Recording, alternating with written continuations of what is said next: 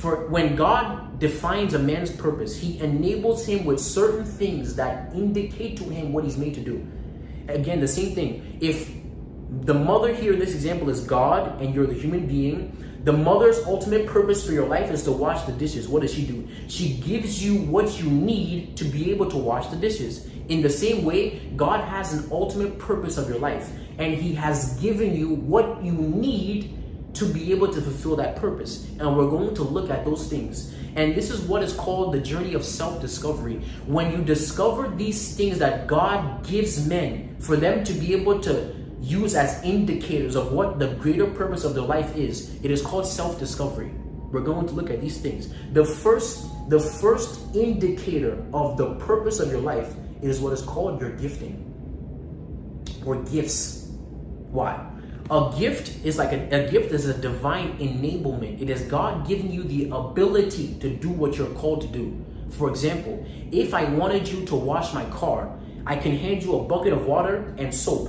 And I keep saying soap first.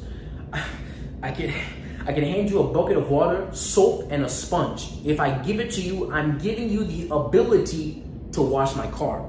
That's what a gift is. A gift is God giving you a special endowment to do what he's called you to do. Proverbs chapter 18 verse 16, the Bible says, a man's gift makes room for him and brings him before great men.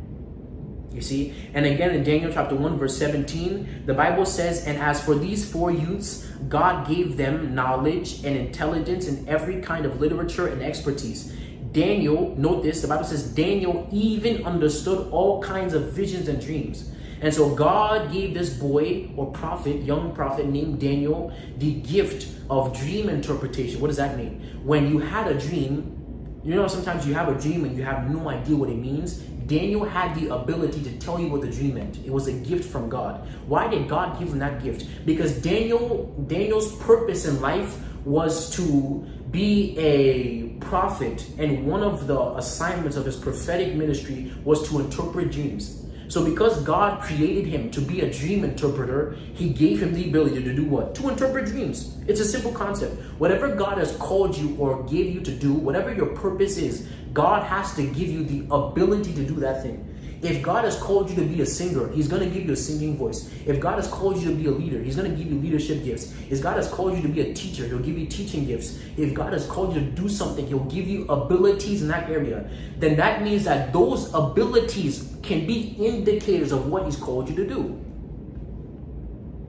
Remember the example of the washing somebody's car. If somebody hands you a soap, if someone hands you a sponge and soap, you're not confused about what they want you to do. It can only mean they want you to clean something. You see how what they gave you helps to indicate what they eventually want you to do, especially if you see a dirty car right there. It becomes so obvious. Dirty car, soap and water.